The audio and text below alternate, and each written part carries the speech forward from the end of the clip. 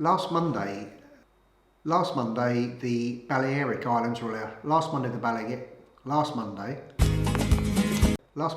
Balearic Islands were allowed to accept 11,000 German tourists in as a test to see how they got on with the COVID virus and see how it all sort of panned out, I suppose. And this weekend just gone, Spanish government said that countries in the EU, countries in the Schengen area and the UK are all going to be allowed to come into Spain. Spain are lifting their borders. So what does that mean for property prices? Well, we've obviously had two and a half-ish or so months of no sales, or very, very few sales. So we haven't really been able to get a good sort of idea on the prices and how the property market is going to change. But I read today an article written by, well, certainly put on the website of rightmove.com or .co.uk, anyway, the British one. And on that article, they were saying that sales are up more than they were in March, which may be all to do with part of the time of the year, but really, I mean, if it's anything to do with, like we in the summer tend to have a bit of a quieter period, so I imagine, not sure, but I imagine the UK is the same. But their prices have gone up by, I think they said 9% as well. So it leads me then to go on to say, why are people thinking that prices are going to suddenly take a massive dive in Tenerife? I can't see it. I had someone email the other day, oh, there's going to be a 50% drop in prices, I'm going to hold up. Well, I don't think there's going to be a 50% drop in prices. Why are the property prices in the UK rising? Why are sales better than they were in March? Because people realise that they don't want to be stuck in these particular houses. People realise they can probably do their work from a different house or even a different country. So now I know we've got Brexit coming, and that's perhaps a different matter, but I've got my ideas about that as well, where I think that probably Spain won't necessarily want to cause any problems for the UK, and I'd like to think the UK wouldn't want to cause any problems with Spain either. So I'd like to see some sort of a joint sort of agreement that things stay pretty much as they are. I mean, that's yet to be decided, obviously, because not even the UK government know what's going to go on about that. So what's going to happen about property prices here in Tenerife? I think you could be, if you've got cash to buy something, I think you could be in a good position to buy something, simply because there might have been a couple who thought, right, we're going to sell up and we're going to go back to the UK. And they might have thought that in March. Then the 14th of March comes and we get shut down.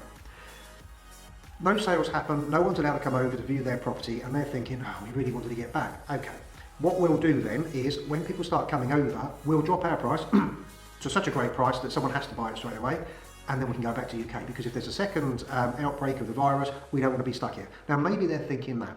Now, if they're thinking that, and someone's here with some cash, then there could be a good opportunity for someone. Now, I'm not thinking of any particular property or anyone in particular buyer in mind, but what I'm trying to say is that there could be some deals to be had. But I don't think it's going to be a massive property crash like it was in 2008.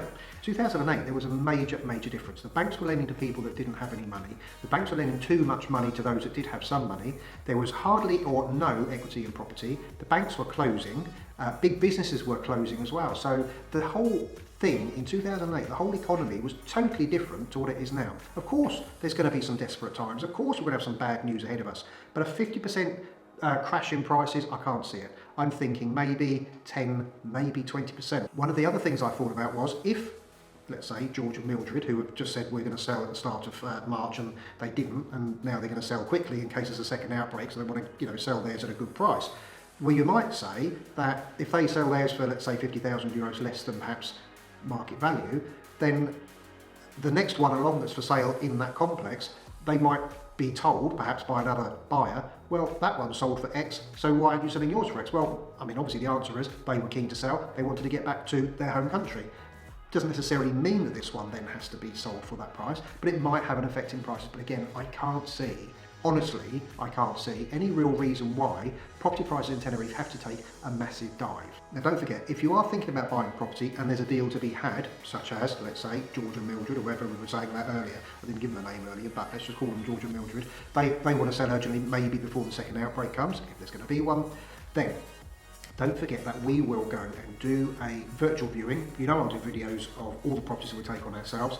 But if you want to, for example, be live with me or Diane or Colin, and we'll go to the property and we'll do a FaceTime, we'll do a WhatsApp, whatever you want. We can do it live, we can show you, oh, there's a crack in the wall, or whatever you want to do. So if you want that, so you don't miss out on a deal, then let us know, because anything can be done with this modern technology. So just give us a shout if you want something done like that. So those are my thoughts on how the market and the pricing of the property market in Tenerife is going to react. If you've got any questions, let me know. You can email me directly at simonsg@tenerifepropertygroup.com, or you can get hold of me at YouTube, Facebook, Instagram, anything like that. or look me up on tenerifepropertygroup.com. You'll see my mobile number there as well. Okay, thanks very much for watching. Bye for now.